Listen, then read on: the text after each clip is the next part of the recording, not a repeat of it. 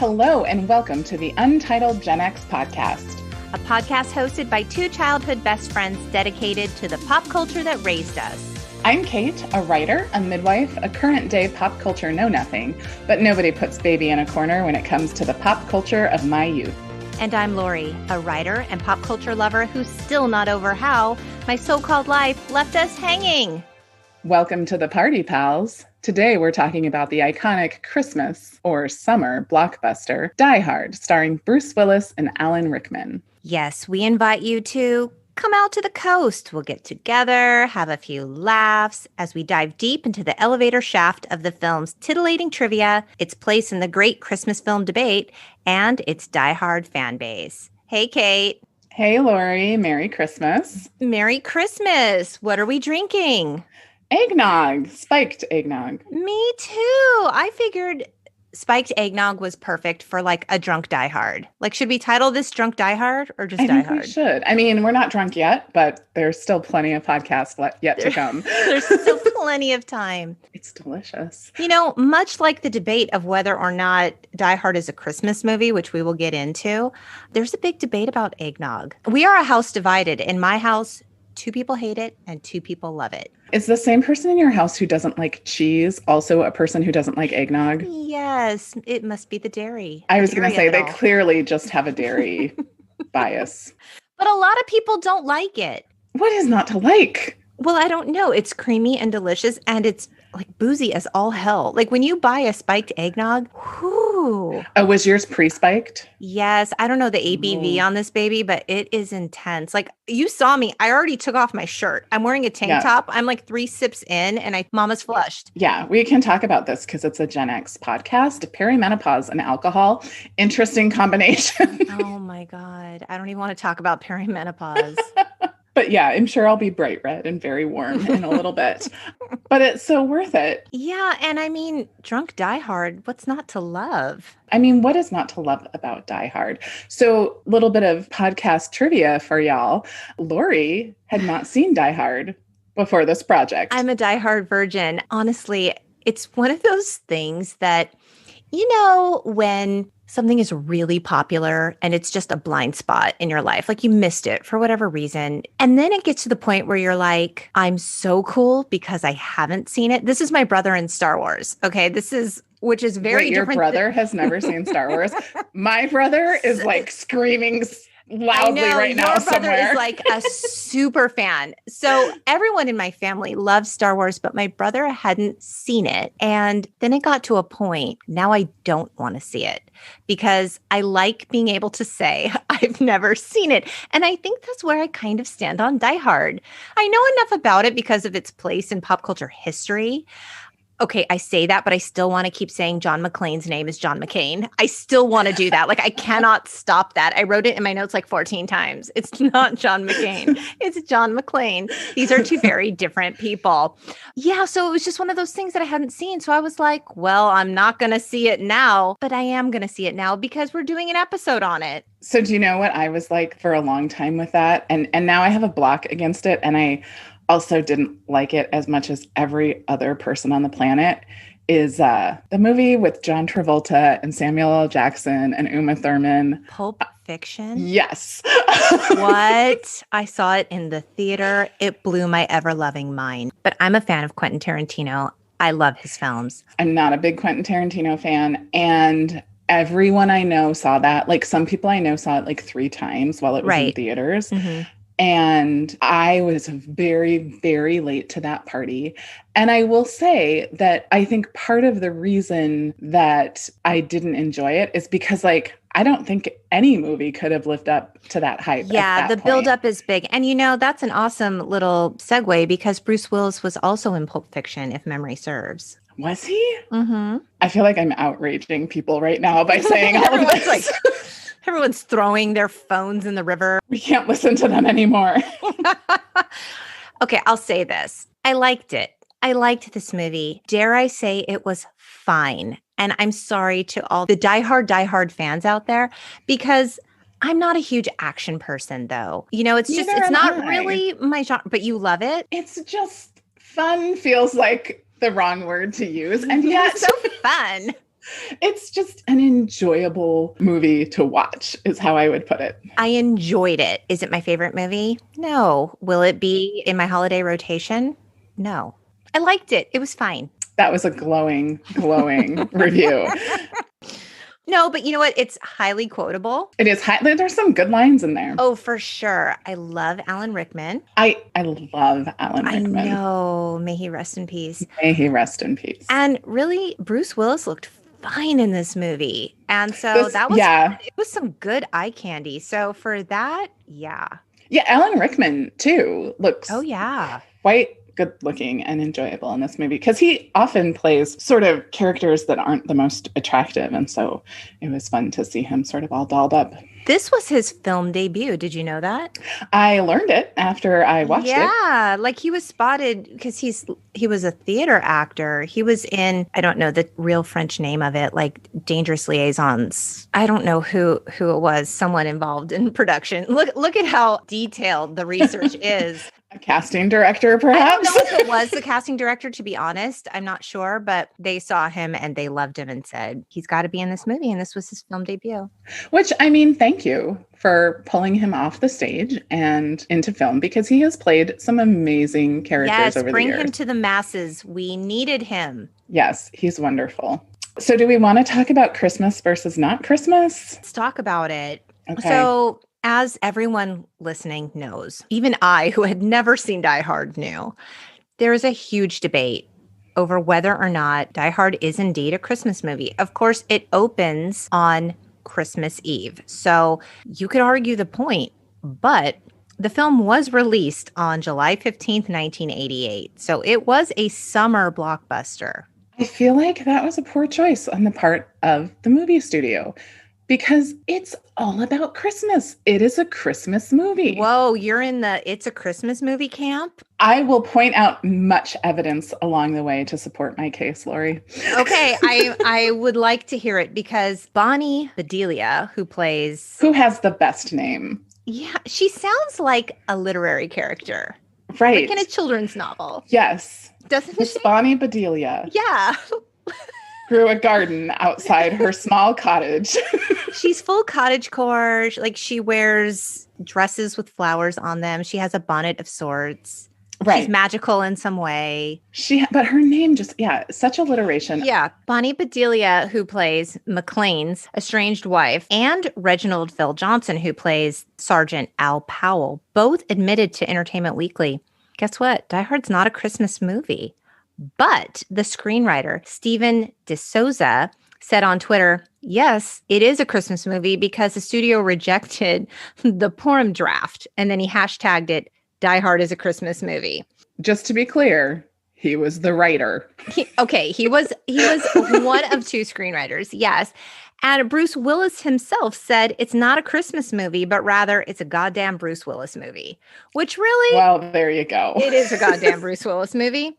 But in a poll, 62% of people said Die Hard is not a Christmas movie. But had they seen it, or were they like you and they were simply aware of the controversy?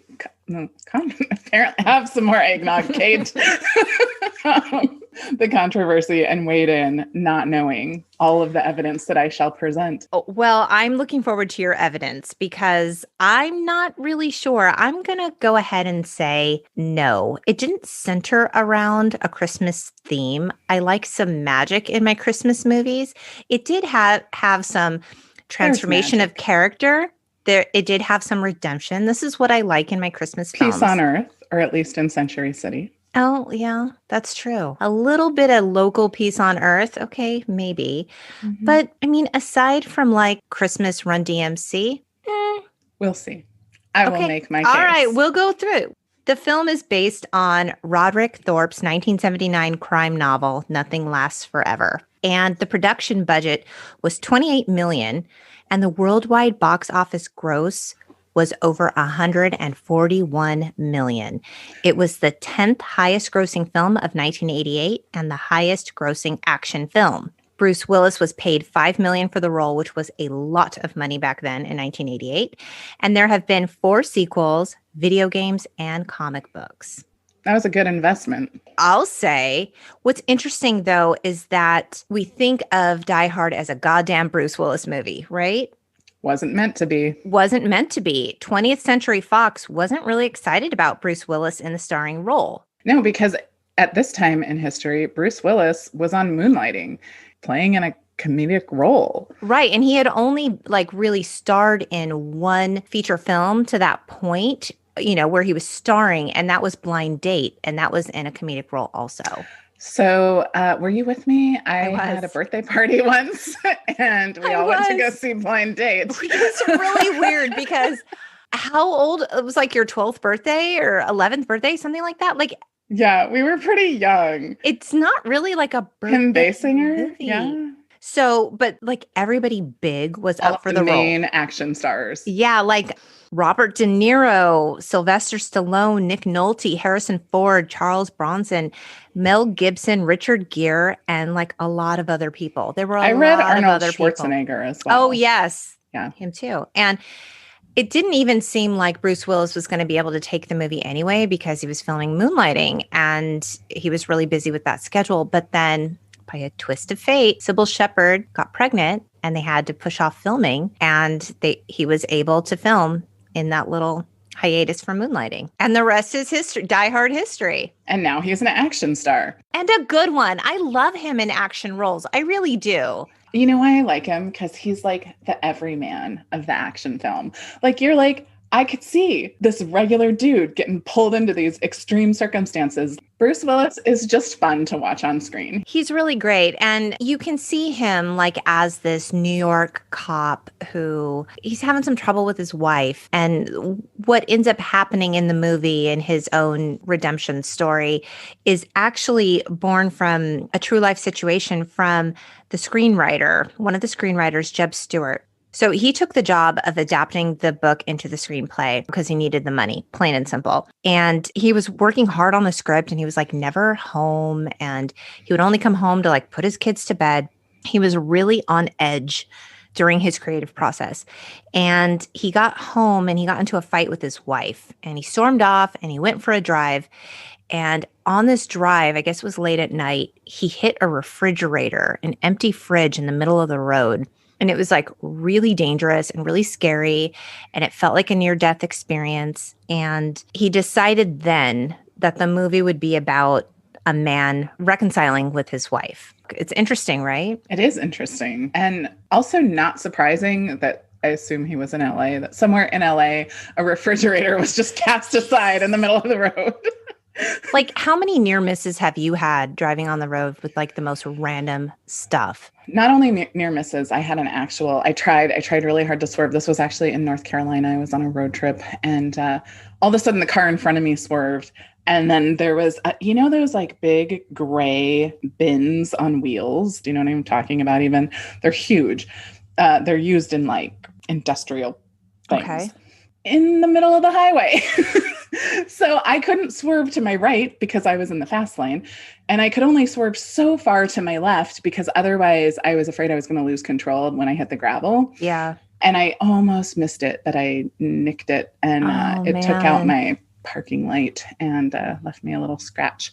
You're lucky that's all it did. Seriously, I have almost hit a sofa, middle of the freeway, and I have almost hit a deep freezer, middle of the freeway. Gosh. Just sitting out. That would just take your car out. Well, it would, right? So, I mean, It's scary. I get how it happened. So let's get into it so I can present my case. Yeah, please do. See if you can convince me. Mm-hmm. Okay, so we open on John McClane on a plane and he's traveling from New York to LA on Christmas Eve, which... Point number one. Yes, it is Christmas Eve. We've established this point. This does not make it a Christmas movie, but okay. In the time of COVID, the idea of traveling on Christmas Eve freaks me out like nothing else. I mean, the idea of... This is why I rarely spend Christmas with my friends and family in Southern California is because I have always lived a plane ride away.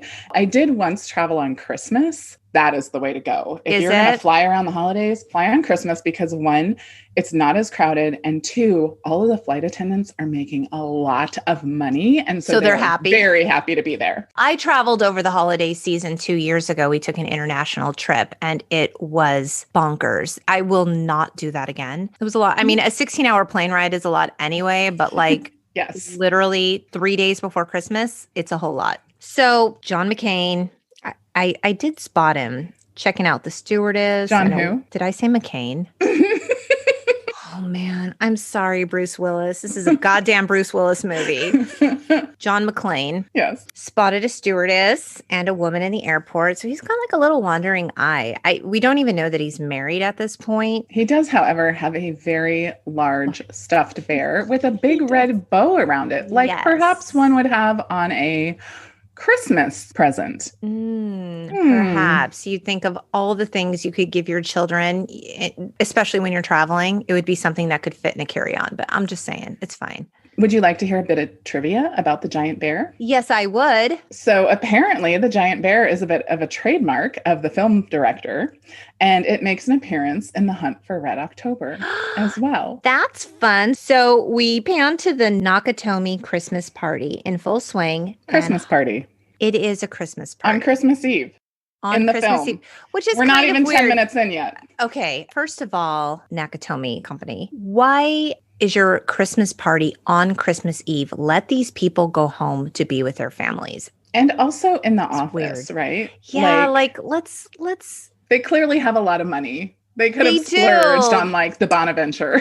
It could have been anything else. It could have been a TGI Fridays. Like, get out of the office space. And I mean, they do have a lovely office space. Sure. I learned that the space that they are in is supposed to be inspired by Frank Lloyd Wright's Falling Water.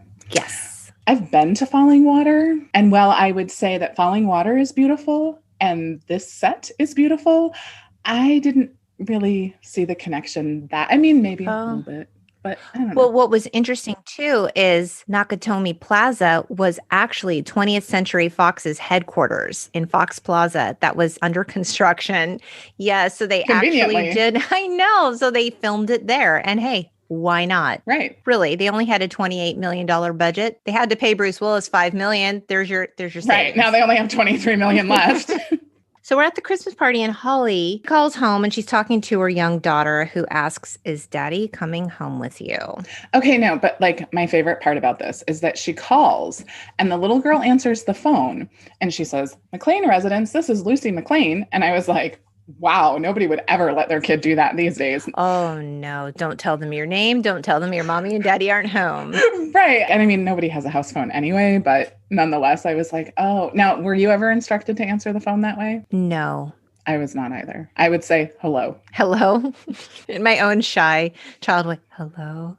Hello. And then people would be like, is your mom there?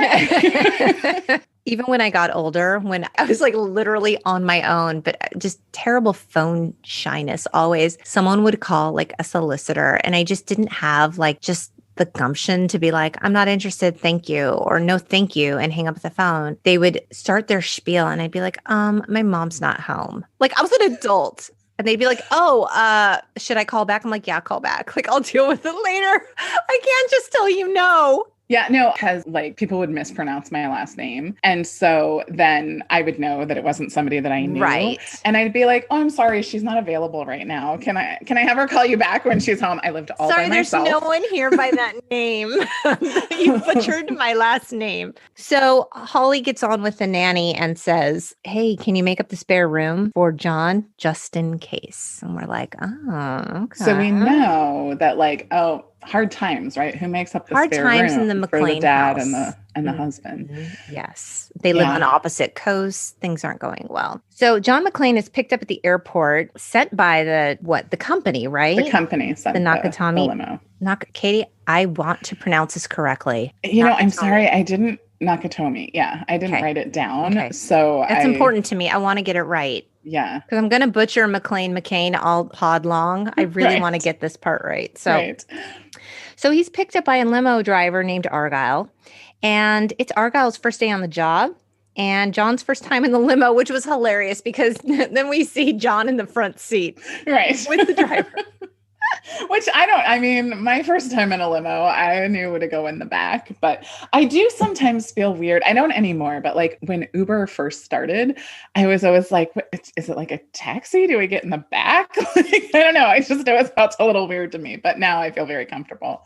So we learned that Holly and the kids live in LA and he lives in New York, and they're basically estranged because of her career. Right. Well, because she moved for this job and they were going to relocate, but he is a cop and he couldn't just like up and move. He had to stay and finish out stuff. And then that's been hard on them. But I would also like to present a piece of evidence for it being a Christmas film, because we hear playing on the radio Christmas in Hollis by Run DMC. Yes, we do. And it was a fun listen. And I actually really enjoyed that. Great choice. Yep. So we see that John's wife, Holly, is pursued by the office asshole, Ellis. Yeah, the smarmy office dude. Mm-hmm. We've all met him. Mm-hmm. He exists in every company. Everywhere. So Argyle drives him straight from the airport to the Nakatomi Christmas party. And, John's not really sure how it's going to go. So Argyle says, you know what, I'm going to go down to the parking garage. I'm going to wait for your call. You let me know how it's going. And if it's not going well, we'll just leave. Argyle is fishing for a good tip, and I enjoy his hustle. He's just a good guy. He's doing a good job. It's his first day on the job. It's probably a pretty good job, right? He works for this rich corporation. We like Argyle. I like him. So John goes into the building and he has to search for his wife's name in the directory.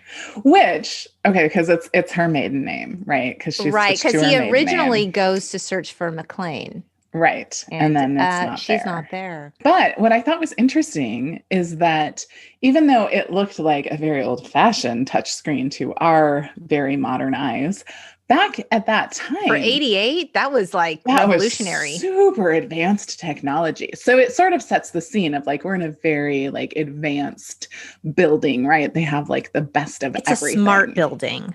Yeah. Yes. And the fact that, Holly's not using your name anymore, John. Yeah. So, and I have to say, my mother decided to use her maiden name at a certain point in my childhood. And it is like... Oh, she made a switch. She did. She switched. I didn't know that. She hyphenated for a while. And then maybe she was like officially hyphenated, but I think she often like switched to her maiden name. How did your dad feel about it? I don't think it was his favorite. And I know, I'm pretty sure that like my grandma on my dad's side was like, because like women just didn't do such things. Mm-hmm.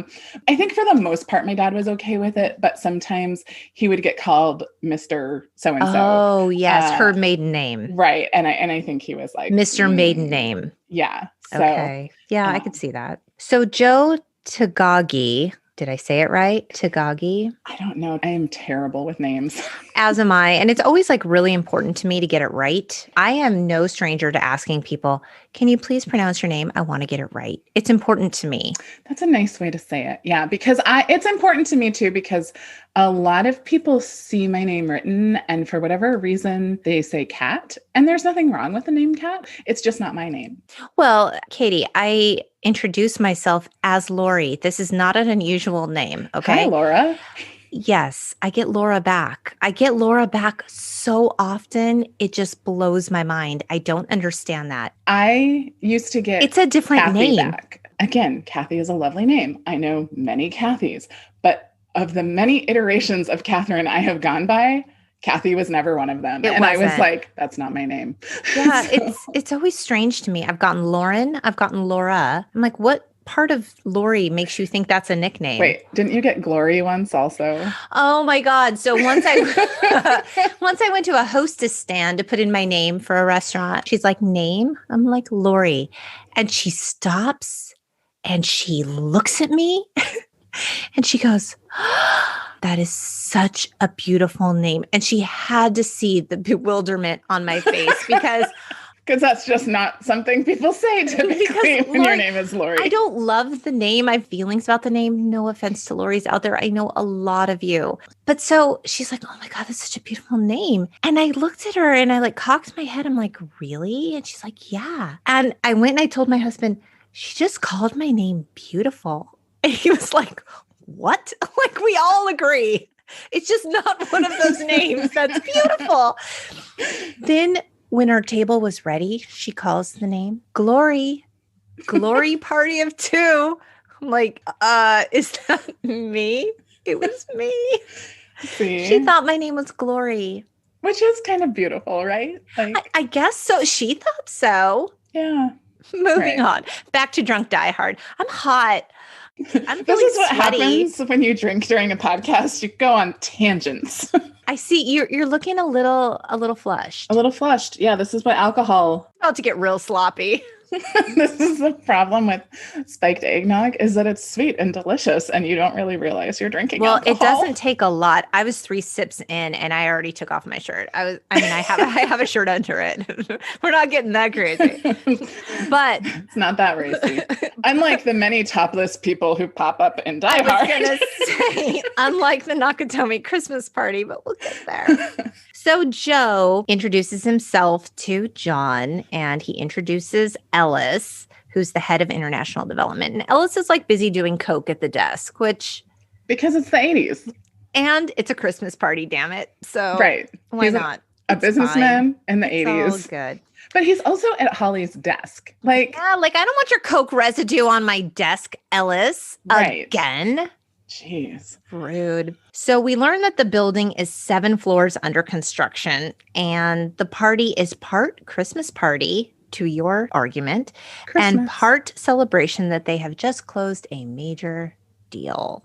Oh, and Holly was involved in that, right? Yeah, she was. Like they gave her a Rolex as a thank you. Oh, yeah. Good job. Mm-hmm. Yeah.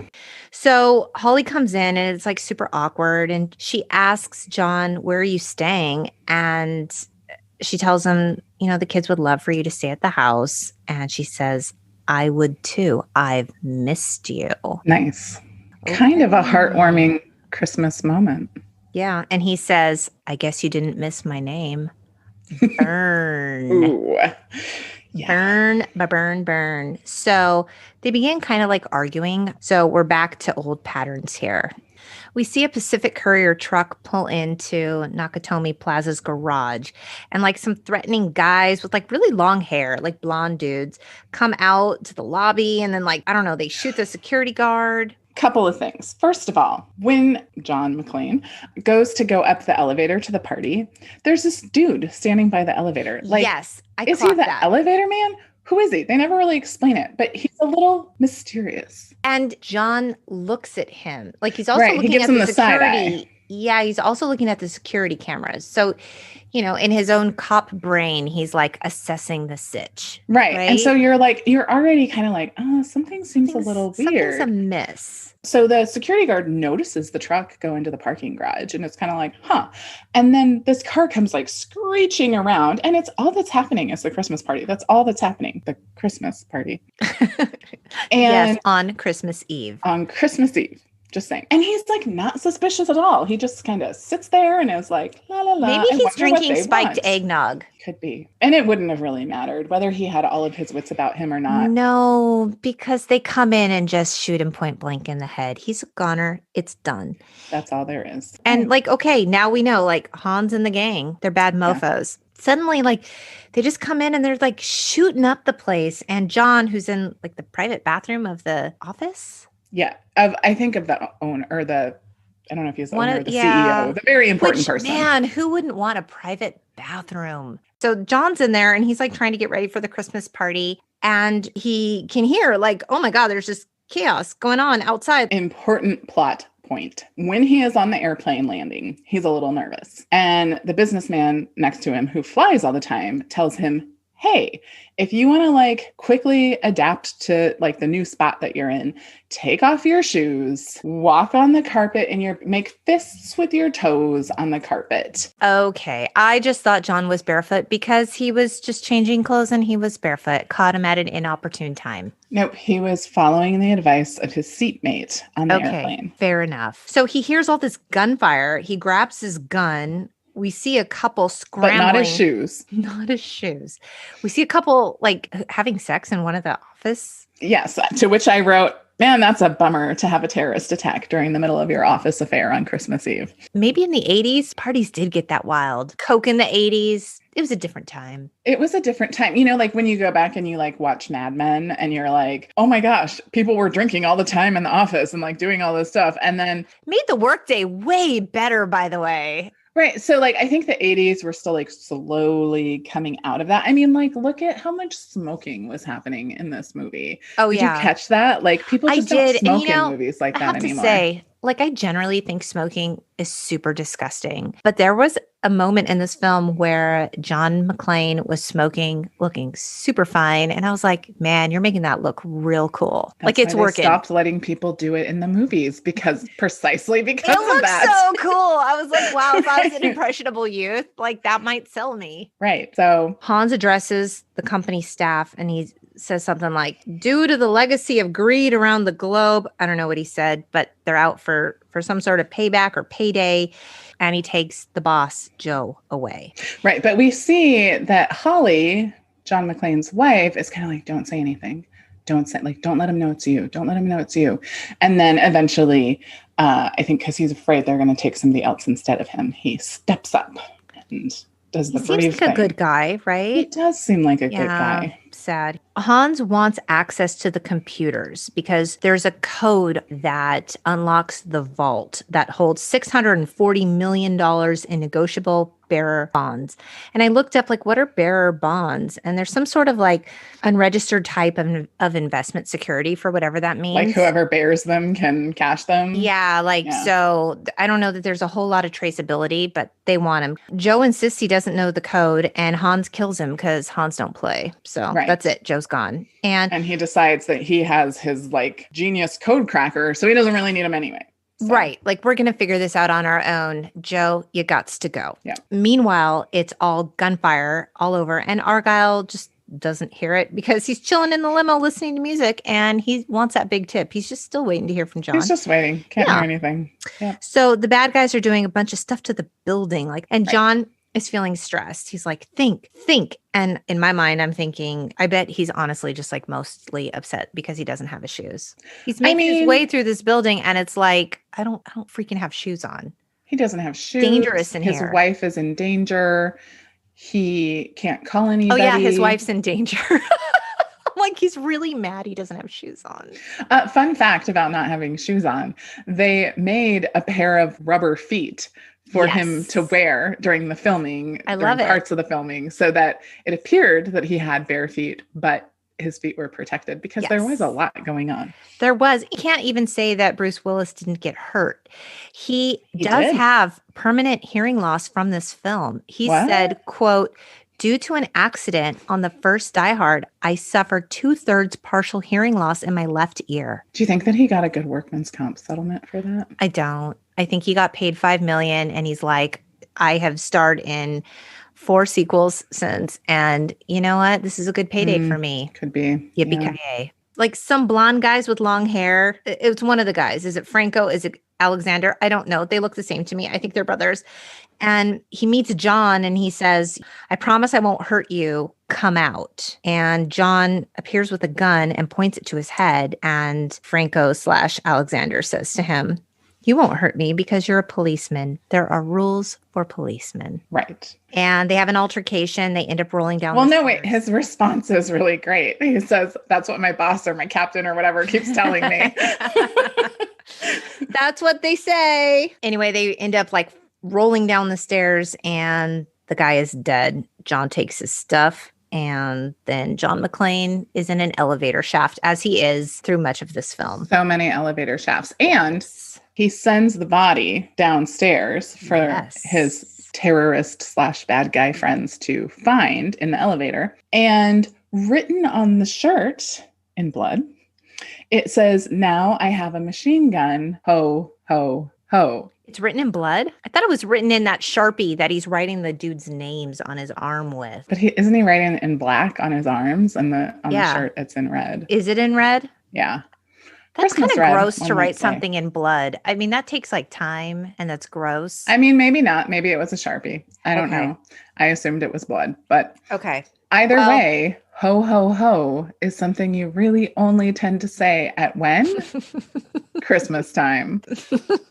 This is also when Holly is first tipped off to be like, oh, something's going on. John is on a mission. My hero. So John uses the radio that he grabbed from that one blonde dude, and he calls the police to like, hey, oh my God, this thing's going down. I need some help. And they tell him like, call 911. He knows the special police emergency channel to use. And they're like, this is an emergency channel. Sorry. Before this, he trips fire alarm and the bad guys realize it. And so they call and they're like, oops, that was a false alarm. And so all of the resources get turned around. They never show up. So then he calls and they're like, this is that same place where there was that false fire alarm. Right. And she says, sir, this is an emergency line. And he says, does it sound like I'm ordering a pizza? Good. And they reluctantly send an officer, which is Sergeant Al Powell, who is played by Reginald Phil Johnson. And that's the dad from Family Matters. I love him. He gives me so many warm fuzzies. See, me too. Yeah. So other blonde guy, Franco Alexander, unclear. He says, I want blood. No one kills him but me, because I think that was his brother. It was his brother. Okay, yes. It's personal now. Like 3 of the bad guys chase John on the roof with freaking machine guns. And it's just like spraying bullets everywhere. How John didn't get hit by one of those bullets is just so ridiculous to me, but okay. There is how could they be such bad shot? I don't even think you have to be a good shot when you're spraying that many bullets. Okay, so with all like the exposed metal and steel and stuff everywhere, even if you didn't shoot him outright, like a ricochet, surely there would be ricocheted bullets. Like he would be, or like shrapnel, or like he would be messed up. Right. It's not that time in the movie yet, though. Okay, sorry. Funny thing is that we're led to believe that these are German people. Yes. Although I don't think they necessarily say that, but it sounds like they're speaking German. They are not. They're just speaking some sort of gibberish. When this movie was released in Germany, they just said they were European. Oh, that's funny.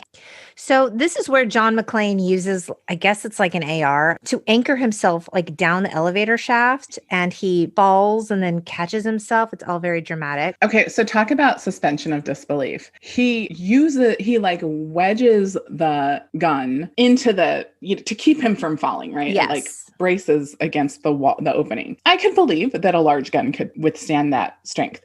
What I don't believe is that the strap, like whatever clasp on the strap was enough to hold his weight as he like dangled there for a really long time. Yeah. So the sergeant arrives at the Nakatomi Plaza. Yes. And they tell him, oh, all is well. And he's like, okay, well, I'm going to take a look around anyway. And you know what? We don't want him to die because we found out that his wife is pregnant and it's Christmas Eve. And like, he's supposed to get her snacks and he can't die. Right. He can't die. I was really worried about that. And we see that he's like walking towards the elevators and there's somebody standing there with a gun, just like waiting for him. And so it's a little tense. And then he just decides like, you know what? Never mind. Like, this is ridiculous. And he turns around to leave. So John encounters the brunette bad guy. Don't know his name. Blonde guy arrives. John shoots him. Brunette goes after John. Big mistake, because John shoots him from under the table. So he is like a much better shot. Yeah. Well, and doesn't he say to him, like the next time he's like, you're all at a table. Next time you have a chance to kill somebody, like don't hesitate. And he's like, all right. And that was it. So Sergeant Al goes outside and oops, a body falls on his car. And they pan to Argyle, who's still grooving in the limo. And Sergeant Al calls for backup. And they're just like, they don't want to send backup on Christmas Eve. They just like really, really don't. They don't want to pay time and a half. John radios Hans and he tells him, I'm a fly in the ointment, a pain in the ass. And Hans says, do you really think you have a chance against us, Mr. Cowboy? And that's when he gives the famous line, yippee-ki-yay, motherfucker. And the line was actually a joke. Bruce Willis said, it was a throwaway. I was just trying to crack up the crew and I never thought it was going to be allowed to stay in the film. Look at what it's become. Right. And in the edited TV version of this movie, the line is changed to yippee-ki-yay, melon farmer. I mean, I really just feel like that's one of those situations where they should have just let it be like, yippee-ki-yay, mother. Beep. And then like Beep everybody it. just knows what's coming. Like that's my favorite. And like when they edit for TV and you can totally read the lips of the person, for sure. but they just blank out the word. It's the stupidest thing ever, but I love it. So Hans learns the dude that he killed had some of the C4 and the detonators in his bag. Yeah, and Hans wants it. So he seems like mildly stressed for the first time. This is the first time we like see some tension in him. And oh crap, the media arrives. Holly goes to Hans and they talk, and he doesn't know that she's related to John yet. No, which is important. We don't want him to know that. That would give him a lot of leverage. And important plot point as well. Holly, I think, gets frustrated with John early in the movie. And so she flips down the picture of him and her and the kids that's in her office. So there's not a picture of the two of them together. Right. So in the meantime, Argyle sees the report on the news. When the police first show up, is he the chief? Who is he? Chief Dwayne. Yes, Chief Dwayne steps out. And who is Chief Dwayne? But none other than the principal from the Breakfast Club. Okay, I knew I recognized him. I didn't place it. And like, it really felt like the principal from the Breakfast Club stepped out to the high school and got a job as a police chief in LA, because this is like what I moonlight doing on Christmas Eve. Character. So he orders the police to go in, and it's just escalating the situation. It's not making things better. Right, because they have a lot of firepower, and the LAPD is just no match for that.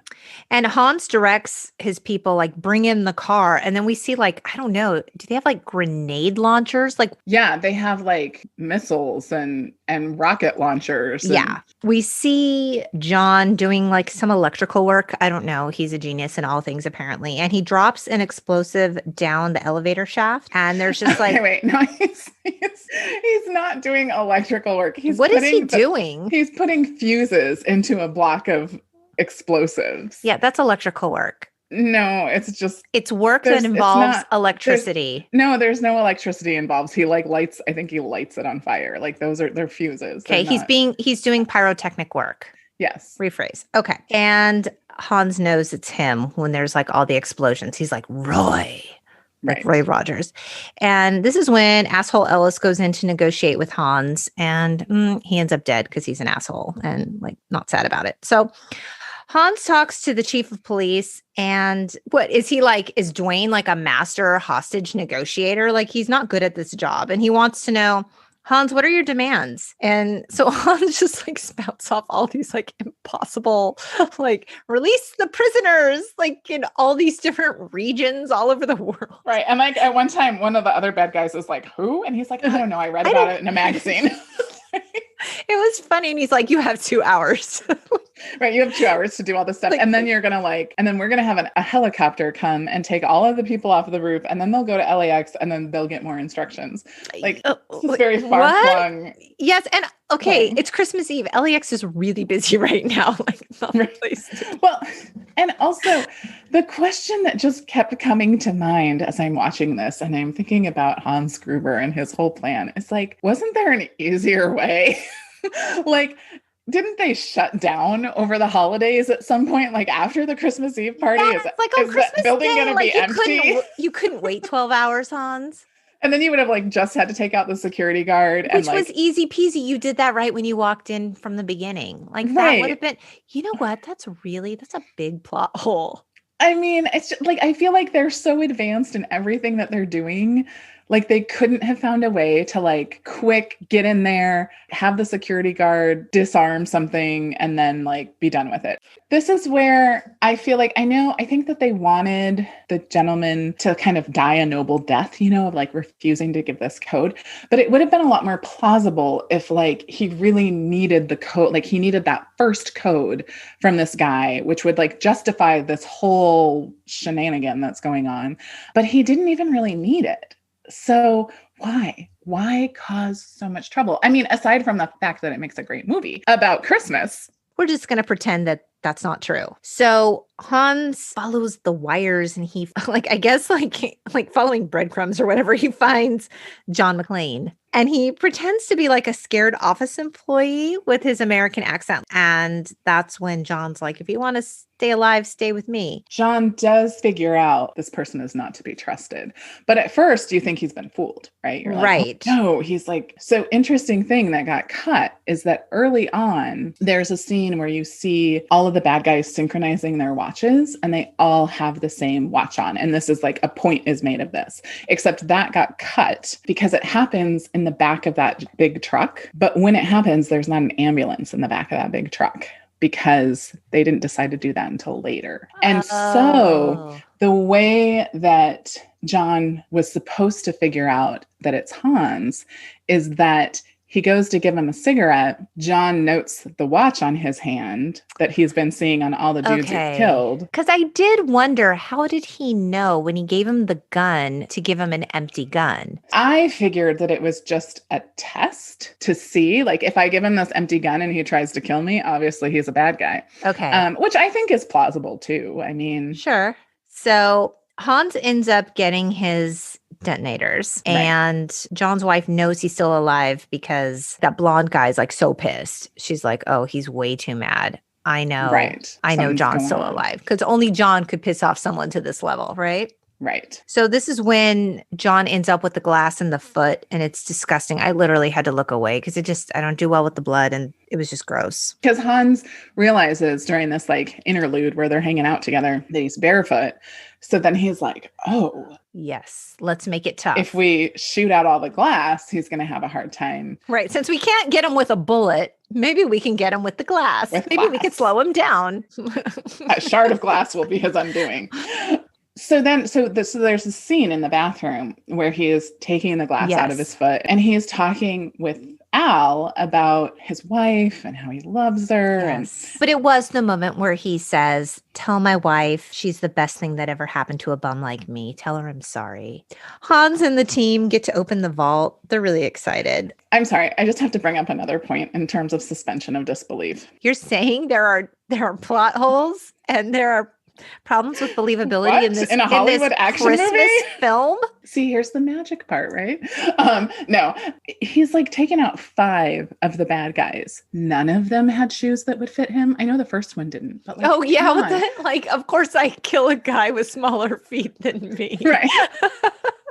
But like you're desperate for like shoes. Wouldn't you check like every person? Like because he really needs shoes more than he needs a gun. He needs shoes. Right. Like, come on. So anyway, but then also the other thing is, so it sort of seems like the whole point of this process with the hostages and the demands for the release of prisoners is that they want the FBI on the scene. Yes. Which the FBI does finally show up with agents. And the reason that they want the FBI to come is that they've done their homework and they know that the FBI are going to follow a terrorist playbook. Okay.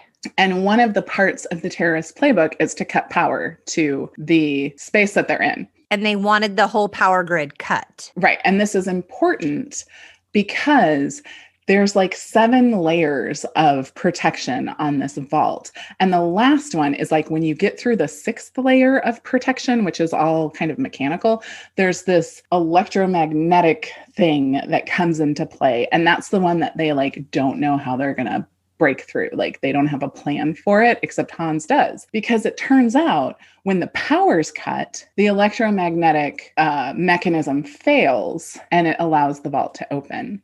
So his whole plan all along is to like delay things long enough to get through the first 6 levels and then have the FBI come and cut the power. Like it's a really bad plan that your final failsafe doesn't work when the power goes out. I see. Okay. Yeah. And then because the McClane kids end up on TV, Hans realizes that Holly is John's wife and he takes her. He flips up that picture and is like, he sees. Oh. John discovers that there is just like a layer of C4 set to detonate just below the roof. And they have brought all the people up to the roof. And they had sort of said that their plan was like the people were going to escape in a helicopter. Yes. But really what the plan was to blow up all the people on the roof while they escaped out the parking garage. So all the people on the roof, John kills the long blonde-haired gentleman who just doesn't die. He dies hard. Die hard. And then he gets up to the roof where all of the hostages are. He takes out the guy holding them hostage. But then he's like, you got to get out of here. The roof's going to blow. But the people won't go because they're like confused and terrified. And then there's army helicopter. And so he starts shooting his gun into the air to like scare them, to get them to get the hell out of there. Except the army people are like, there's a terrorist, take him out. And so they target him. And this is when John ties the fire hose around his waist and jumps off the roof. So yeah, he figures out that they have Holly and that she is on the 30th floor. He needs to get to the 30th floor, but they're shooting at him. And so he devises a clever plan, knowing the roof's about to blow, where he takes the fire hose from the roof, wraps it around his waist. Because that would hold securely. I don't know. He would have to know some Boy Scout knots. So he decides that he's going to jump off the roof, presumably like plow through one of the windows. Like Tarzan through a window. Right. So, and I'm sitting here thinking, this is the man that was afraid of flying on an airplane, but he's about to launch himself off of the side of a skyscraper with a fire hose tied around. Yes. But hey, he doesn't have enough momentum to get through the window. Right. He pushes off and he shoots at the window and then he plows through. Yeah, it was a cool move. It was a real movie moment. Well, and then this is my favorite part, is that he kind of has this moment of like, oh, I did it. Oh, that was amazing. And then all of a sudden the hose comes loose from the roof and it starts to pull him out the window to fall to his death. Crap. And this, I think, is the moment of Bruce Willis acting genius in this film, because I believed that he was terrified that he was going to fall out of that window to his death. And he does a great job. So Argyle in the parking garage, man, he's been there a long, long time, right? Yes. Doesn't he have to pee at some point? I don't know. He sees the ambulance drive out of the Pacific Courier truck. And he knows stuff is up because he's tuned into the news. So he drives the limo straight into it and he punches the bad guy, Computer Whiz, out because he's a badass. I wrote down John has 2 bullets left. Yeah. So he finally comes upon Holly and Hans, and there's one more terrorist, and he looks and he's the other terrorist who we need to talk about this. This is really important. He looked exactly like Huey Lewis. So I Googled, is Huey Lewis in, and what pops up? Die Hard. Okay. So wait, hold on. Okay. So I click on it and up pops the wiki for Dennis Hayden, the actor who plays Eddie, the other terrorist. It says, and I quote, Hayden's Die Hard character Eddie was parodied in the Cleveland Show's parody episode Die Semi-Hard, where he is voiced by rocker Huey Lewis because actor Dennis Hayden and Huey Lewis look very similar. He looks exactly like Huey Lewis. You didn't catch that? I didn't, but did I say this earlier when we were talking about Bonnie Bedelia? Do you know what I Googled? Magical Bonnie Bedelia. I Googled, is Bonnie Bedelia related to Mary Stuart Masterson? Oh, she does look like her. Yeah. Yes, and not just look, they're like the way they say words and the way that their mannerisms So are they? No. Oh. No. And in fact, there's all these conspiracies that she's actually Mary Stuart Masterson's mom. And it does look like her. I do. I was like, they must be related. Nope. And Dennis Hayden is not Huey Lewis. Yeah.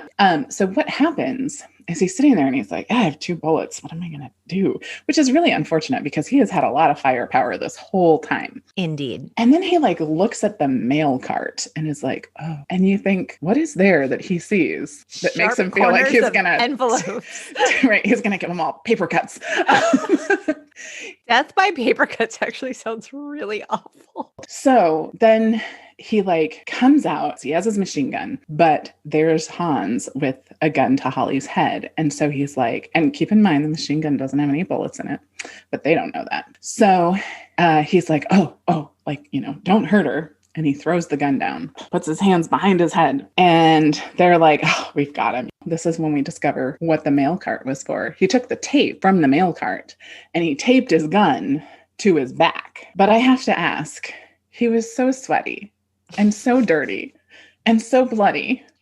What tape was going to stick to him well enough to hold a gun?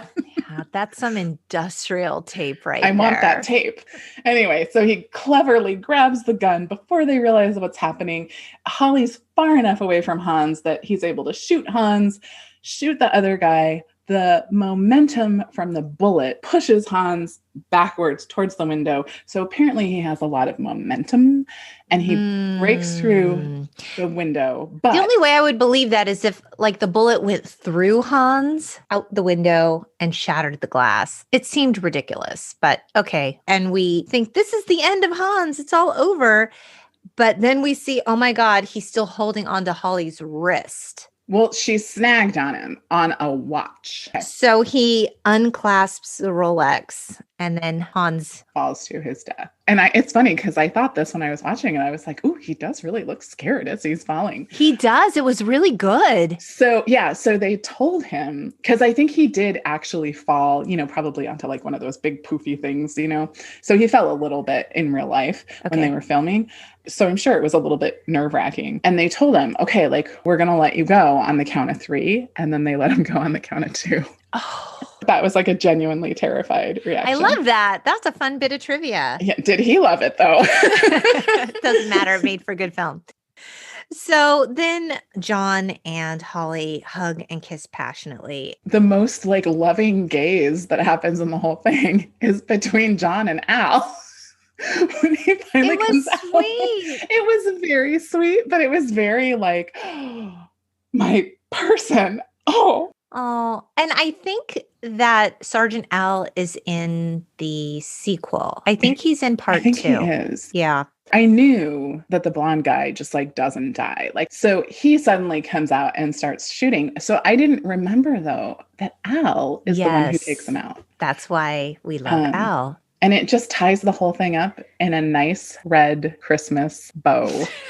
Case made. No, I have one more point. Tell me. Well, first, Holly punches the reporter that like... She does. That was fun. Disclosed all the stuff, which was great.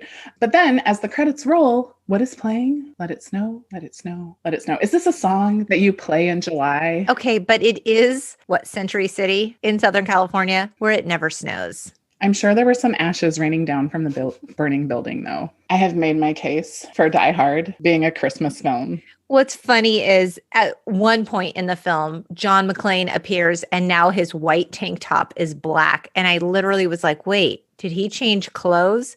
No, he was just that dirty. But the costume department had 17 undershirts and like different stages of like disarray, degradation. Yeah, for his character, which was really funny. And in 2007, Bruce Willis donated John McClane's undershirt to the Smithsonian. So if you go to the Smithsonian, you can check it out, which is pretty cool. I am now glad that I've seen it. I don't know that I'll go back and see it again. It was fun. It didn't give me the Christmas warm fuzzies, but like it was a good time. I think next holiday season, there'll be an ad for it playing because it does play around the holidays. And you'll be like, oh.